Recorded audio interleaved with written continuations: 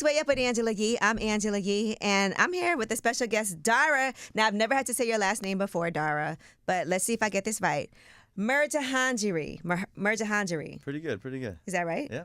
Okay, they had to spell it phonetically for me. Yeah. But it worked out. Now, I've known Dara forever just from being in the food industry, right? And so originally, this was like way back in the day, Philippe's. Correct. Right, Philippe's. And so you were the person that if we wanted to go to Philippe's, it's like, let's let Dara know we need a table. We need to make sure we go there and eat. And since then, I mean, that was probably like, how long ago? It's probably like 12 years ago. Yeah, 12 years ago. This is really like when I first started here at iHeart, when I finally had some money to spend. And now look at you with your own restaurant, Say Less, but not just a restaurant, but like a destination location here in New York. And so I just want people to understand the journey that you went through to get to where you are today. And the restaurant business has to be one of the toughest businesses to be in. So I want to talk about how you've been able to be successful. A lot of people want to be where you are, and I know you're going to share some gems with us today. I have plenty of them for you.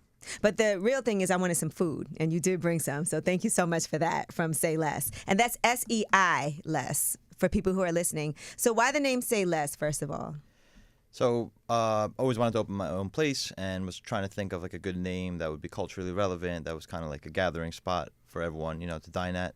The name that popped into my head was Say No More. Mm-hmm. Wanted to kind of make it, a little bit exclusive, not for everyone.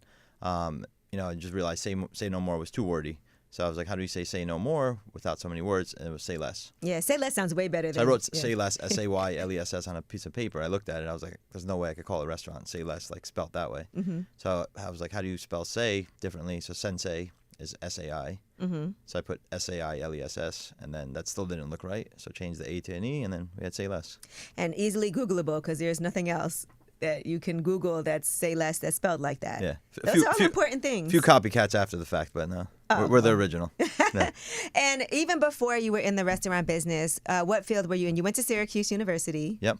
Okay. What did you think you were going to do when you went to Syracuse? So I was a finance and marketing major. That's important. I was looking for a job on Wall Street. Mm-hmm. Ended up graduating, working in the mortgage business for the first 3 years out of college.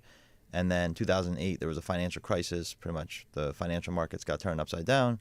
And that's kind of when I pivoted to hospitality. I had worked in hospitality as like a college job, but never realized or thought it would be a career.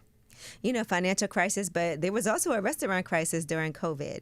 Yeah. And so how did you adjust during that period? So to be honest, it was, in the first couple weeks, it was pretty stressful. Didn't really know what was going on. There wasn't really any guidance. There was no timeline. At first it was like we thought it was going to be a couple weeks, then it was a month. Didn't really know there was no guidance or rules. That had never happened before. Yeah, so, I started thinking that like New York was done. You'd come to New York and there was no cars on the street, there was no people, everything was boarded up. It kind of looked like a movie. So it took about 3 months for the restaurant business to get permission to open up for outdoor dining. So for those 3 months, I actually ended up going to California, and I was exploring some options out in L.A. With different people.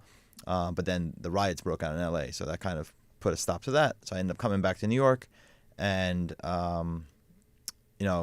we were doing outdoor dining, and business was booming during the pandemic because we had a lot of space for outdoor dining. This was before Say Less. Mm-hmm. Yeah. Well, yeah, that was a really fortunate thing. Now, when did you realize you wanted to have your own restaurant? Was that something that was always in your head? Yeah, I would probably say about 10 years ago. Mm-hmm. I had a vision of having my own restaurant, but as you said, restaurant business is not easy. There's a lot of, I think 70% of restaurants fail in the first 3 years. Yeah. So the success rate is low, and I think just a lot of people don't understand the economics that go behind the business. They think about the food and the design and what the thing looks like, but they don't think about everything behind the scenes to make a business successful. Let's talk about some of those things behind the scenes, because you're right, people don't understand. I have a coffee shop and a juice bar, and it's nowhere near like what you have to go through, and even that's like tough. But the restaurant business is a whole nother level. So for people who are listening that are like, oh, I want to open my restaurant one day, what are some things that you would tell them that you have to take into consideration when it comes to like day one of knowing that you want to open up a restaurant before you even open? Yeah. What are the steps that a person has to take? So I think you really have to define your concept, determine what your advantages are, what makes you different than the competition. Mm-hmm. Location's really important. And then, as part of location is, finding a space and the rent that kind of works for your business model. Right. Typically, you want to keep your rent to be like 10% of your, revenue, monthly revenue or less. That's kind of your goal. And then, payroll, food costs, if you have liquor costs. And then there's a lot of, expenses that people don't think about, like insurance and like, the cleaning expense, the garbage expense. There's a lot of things with the fire department, the building department that are expenses that pop up that, you don't really account for, but, toilet breaks, you got to get somebody to fix it. Yep. Every little thing that can possibly. Yeah, so it's almost like a house, but there's a lot more moving parts. Like the doorknob's not working, who's going to fix the doorknob? But it's great when you have people, and Seale is a huge restaurant. By the way, if you've never been to New York, it is definitely make a reservation because you can't just, a lot of times, just walk in either. Yeah, we're on Open Table and Resi. Yeah. So we definitely recommend reservations. For big groups, you have to go through our event team. You could do that through our website, through the reservations tab. And then, walk-ins, it's doorman's discretion. And then Right. If we're booked at capacity, then we don't take walk-ins a lot of nights. Yeah, so on the weekends or when there's special events, because a lot of athletes and celebrities and artists end up coming to Seale. How did y'all manage to get that following? Because that is something that I feel like any business should want to figure out. And it's not an easy thing to do, to build those relationships where they trust you, but they also feel like, all right, I know I can bring like the whole Brooklyn Nets basketball team here, and we're going to have a good time. Or the Knicks. It's not that far from the Garden. Yeah, so we're at 156 West 38th Street, which is pretty much right between Times Square and Madison Square Garden. So we get a lot of traffic from the Knicks games, from sporting events, from concerts at the Garden. But those relationships are relationships that, I've built through probably the last 12 years. As you mentioned, when I was at Fleep, that was before there was Instagram, before there was Uber. So it was a different time in nightlife, I think, and hospitality where, things were a little bit more organic. And I used to go out a lot more. That was before I had a family. So, I would meet people at the restaurant, then I would go to the club with them, and then I would get introduced to new people at the club. And that's work. People don't look at that. They think you're just having fun. Yeah. But that is work. Yeah. Listen, I definitely had a lot of fun, but it was work, building the relationships, getting the contact information, following up with people. And then I would also get out on the road. I would go to Vegas for big events, Miami, LA. It could be, NBA All-Star Weekend. It could be, the Grammys, the Oscars, the, Super Bowl. I was always at those events networking with different people. Yeah, because for people to understand, there's a lot of restaurants in that area. But the fact that that's the one that people always choose to go to when there's a birthday party, when there's a special event, when they want to rent out the whole restaurant for New Year's. I mean, that is, Say Less is definitely, I think, the blueprint for if somebody's trying to do something like that. You got to, I'm not telling people to come in and study and steal what you have going on, but if you do want to have a successful business, to understand what goes into that, because it's not easy. And like you said, it was a 12 years in the making type of thing as far as even building those relationships. It's not like you can just open a spot and invite people to come. Yeah, and it's flattering when people want to copy what you do and try to emulate it in different markets, because a lot of it's the work that you put in and the relationship. So as long as you worry about yourself and you put in the work and you build a brand, then you're not really worried about what other people are doing. Okay, well, Say Less is also Asian food. Now, what makes Asian food so special, and why did you and your partners decide this is how we want to run our restaurant, this is the type of cuisine that we're going to have? Yeah, so I've always worked in the Asian cuisine space. I've built up a following with that. I've actually tried to, branch off and do some other concepts in different cuisine, and I quickly realized that, I'm known for being the guy that, you want good Chinese food in New York, you call Dara. So, we have private dining rooms, we have, we accommodate big groups, and we could do it on the fly. So, I get calls all the time, like, I'm coming with 30 people. And I feel like I've made some in 20 minutes. So that happens a lot. We're family style, so everything's for sharing. So it's not your typical, sit down, stuffy meal. It's more about, obviously the food is the backbone of the restaurant, but the vibe, the private dining, the music, and just the, good energy. Some people don't like to have a hip hop crowd, or they don't want to have the athlete type of crowd inside of their restaurants, but you guys embrace that, right? And that's the music that's playing, and people feel comfortable being able to go there. And, sometimes there's places you go and they're like, we don't want that type of people here. How were you able to see that vision and make people feel like welcomed? Because some places people don't feel welcome when they try to go. It's like, you're playing our music, but you don't want us to come in. Yeah. So there's definitely a fine line there. I'm an immigrant myself, so, I understand, how sometimes people are wanted, sometimes people aren't wanted. You can't get the celebrity following without getting the following that comes with the celebrity following. So you just have to understand how to deal with the people. We worry about having good people. It doesn't matter if you're famous. If you're not a good person, but you're famous, we don't really show you love either. Like, right. You got to be respectful to the staff. You got to be respectful to the venue. Everyone that comes to the restaurant, they pay. We don't comp celebrities just to get them to come to the restaurant. People genuinely come there because they want to be there. Right. And we respect their privacy, and just try to treat people the way you want to be treated. It's a pretty simple formula. Mm-hmm. No, that's right. And when it comes to partners, I want to talk about that because that's another thing in business is finding the right partners. So for anybody out there that's like, okay, me and my friends want to do this, or what goes into finding a good partner? Because it's not necessarily your friend. It might be people who have different skills that you guys have to come together and form the right team. It could be somebody you don't even necessarily get along with outside of work, but you know that you guys can work well together. Because sometimes the people closest to you aren't the people that you can work with. Yeah. So what's been the balance for you as far as finding the right partners for Say Less and knowing who you can work with, and what's some advice you could give people? So I think, as you said, finding people with different skill sets than you that complement yours. If you partner with people that are the same as you and have the same likes and the same network, then you're not really, branching out and building your network.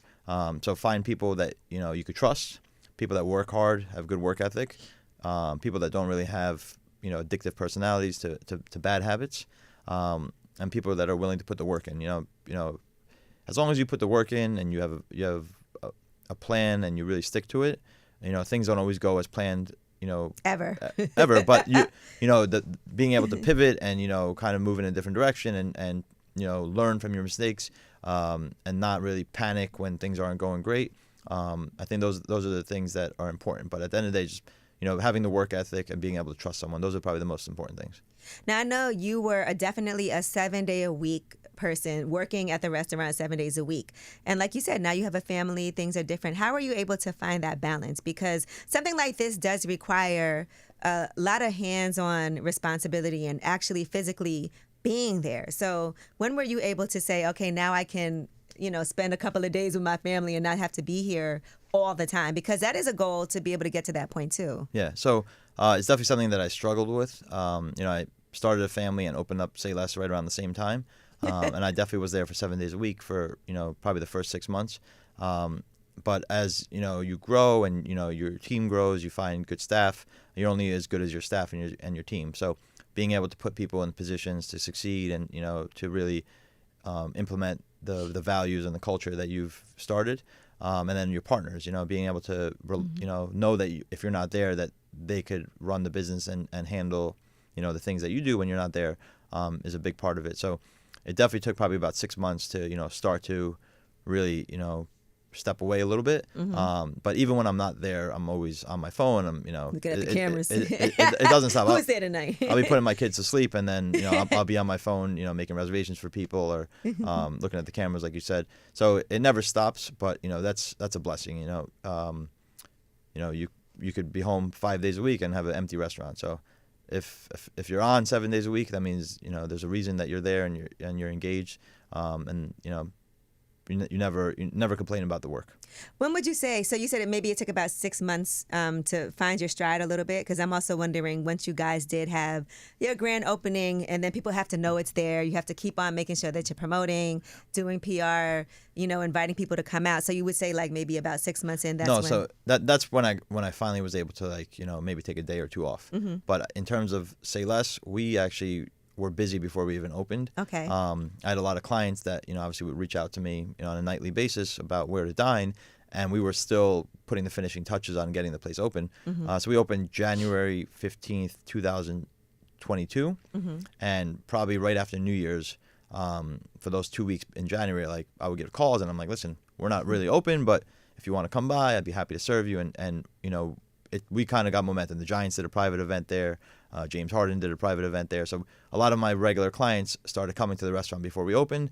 And then Kanye came February, right after we opened, and, got a lot of press for that. So it's just always having, we're in New York City. There's always something going on. Like yesterday was the WNBA draft. Yeah. In a couple of weeks, it's the NFL draft. Even though it's not in New York, there's a lot, between sports and music, fashion, the culture. We have a lot of people that come to New York from outside of New York, and then there's a lot of powerful people that live in New York. So we're kind of I guess we really cater towards that ecosystem. And when it comes to doing pop-ups, I know you guys did some things too, and you've been doing a lot of pop-ups lately. Yeah. So how instrumental has that been as far as in promoting the restaurant, and what made you guys decide, okay, we got to start doing these pop-ups? Yeah, so pop-ups is something I did, like I started doing right before the pandemic, and then the pandemic kind of really put that to rest for a little while because there was no pop-ups or traveling or doing, new concepts. But the pop-up concept is very important to what we do because it allows us to take our brand on the road to a different market, kind of, introduce it to the market, and then it lets us understand, like, will our brand work well there? We try to do it around events that there's a high concentration of our clients already in the market. So that's, athletes and music artists that are already there. So like we just did one in February for NBA All-Star Weekend. That's where we have, a lot of our clients in town. And I think we just have the ability to do things that a lot of other brands don't. That, high volume, fast paced, concentration of people in a market at once that's not in your home market. A lot of our staff, we operated restaurants in the Hamptons, for the last 10 years. So I think being able to deal with that, where you have to take your staff on the road, you got to get housing for them, you got to make sure that everyone's taken care of, and then that also is a lot. I didn't also even think about that. everyone wants to come at the same time. So there's that rush, and I think also the cuisine kind of caters towards that, is where Chinese food. You could cook it a lot faster than a lot of other cuisines, and you could get a lot of food out at once to keep everyone happy. But again, the customers are the ones that really dictate where we go, and we'll be doing a lot more pop-ups, over the next year. And then obviously the long-term goal is to open up new locations. Do you know where yet? There's a lot of markets that we have a lot of interest from.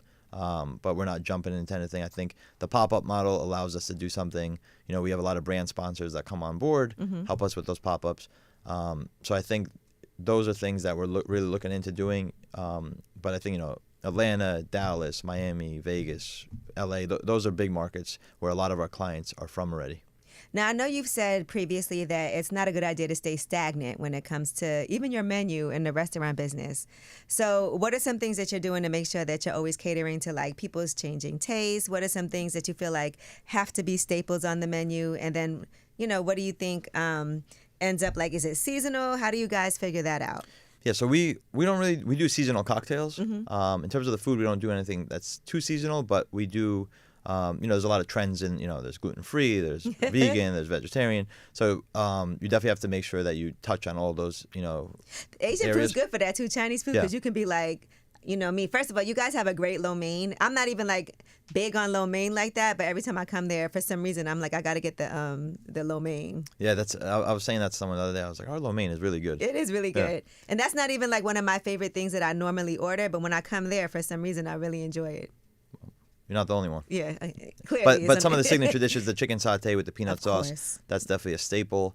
And then we have some new dishes that we've introduced. Like we have a dish called the lobster spoons. That's been very popular. We have a crispy tuna rice.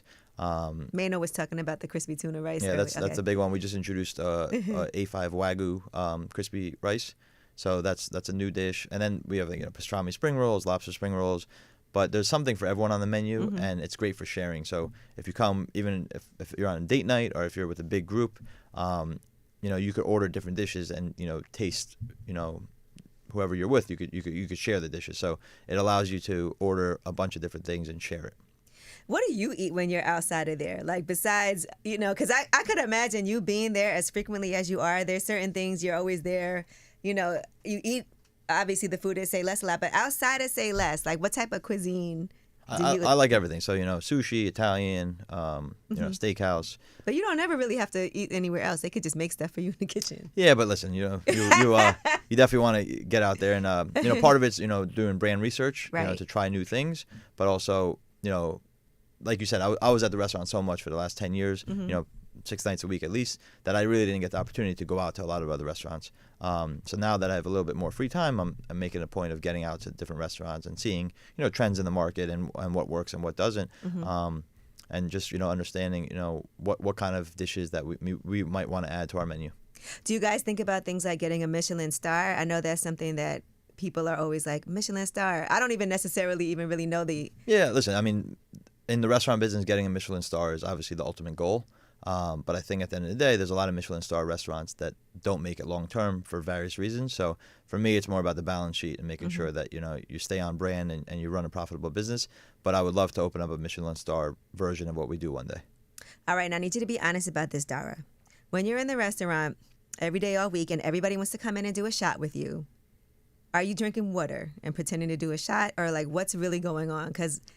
So I won't take water shots, but I tell people all the time that I'm not taking a shot. Okay. I can imagine. I drive back and forth. They're like, Dara, come on, get us a shot. Everybody get Dara a shot. Yeah. So when I was younger, I would take all those shots, and then I learned the hard way that you just can't take shots with everyone. So I've moved away from the shots. If I take a shot with someone, it won't be water. It's the real thing. But I say no more than yes a lot of times regarding taking shots. And how hard is it to accommodate people that are, people are always asking for you and looking for you, Dara. Like every time I go there, when I come in, I'm walking past the door, I hear, Dara, where's Dara? Is Dara here? I'm looking for Dara. Yeah. And sometimes it's people who don't even know you. Yeah. And they're just trying to make sure they can, feel. I mean, of course, everybody should feel important when they come into the restaurant because they're still customers and clients. But then you also have a lot that you're juggling and dealing with, right? Yeah, I always tell people if they know me, tell them to call me. My number is not too hard to get. So if they really know me, they have my number. Okay. And I know you do things like, and this is important too, and I've seen you say this before, to make sure that, the customer service that you can provide for people is one of the most important things that has made you successful as a business person, and therefore your business is successful. So even doing things like opening late for people, or at times when you guys aren't even necessarily serving, just making sure that you can accommodate your clientele is an important thing. Yeah, I think definitely after the pandemic there was like a shift where a lot of restaurants closed earlier, and I think one of our sweet spots is that we keep our kitchen open later if need be. Right. And there's always a lot of things going on, and they always end around midnight, and they want to go eat something. So if it's the right situation, and it's all through relationships again. If we know the people and they're clients of ours, why wouldn't we stay open just to make sure that we continue the relationship and make them happy? And people do really appreciate that. And I saw WizKid did a party there, and then afterward he posted on Instagram, "Say Less" album, coming. We're still waiting on the album. I know that was supposed to be in like 2023 or something like that. But he was so inspired by coming there and having a good time that he wanted to even name his album after the restaurant. That's amazing. We've gotten a lot of clients from Europe, from Africa, a lot of the biggest celebrities in the world that have really gravitated towards the Say Less brand. So we're definitely proud of that, and we constantly, try to keep the brand fresh. All right. Well, listen, I'm just excited that, like I said, I've known Dara for such a long time and always been like amazing to me. And you don't even know me like that well. It's just from being in the restaurant. And then every time I come, Dara's always like, "Oh my God, I haven't seen you in so long." You make everybody feel so special in that way. And so I just want to commend you on the work that you've been doing. Sometimes people don't even appreciate it or notice it. And I know that's not what you do it for. But, I do appreciate you. The food smells so good, and I haven't eaten anything yet today. So I'm about to chow down. And we also have our tea. Coffee uplifts people. Our tea is... We do. We've been moving through the tea, so people love it. So I'm excited for that just because I wanted to provide that tea experience. Y'all know I'm half Chinese, and Chinese tea is very big in the Chinese culture and the Asian culture. So to be able to provide that, I feel like sometimes people don't think about like the tea that they serve and make that an experience too. And that was like a prime place for us to be able to partner in, to be in like, a top-notch restaurant like Say Less. So I appreciate that. Our pleasure. We're happy to have it on the menu. All right. Well, Dara, y'all make sure you go to Say Less when you come to New York. When you go to the door, say you know Dara, and if you don't have his number, then I can't help you with that any further. But make a reservation if need be, and definitely one of my favorite places to eat. So thank you so much, Dara, for coming through. Thank you, Angela.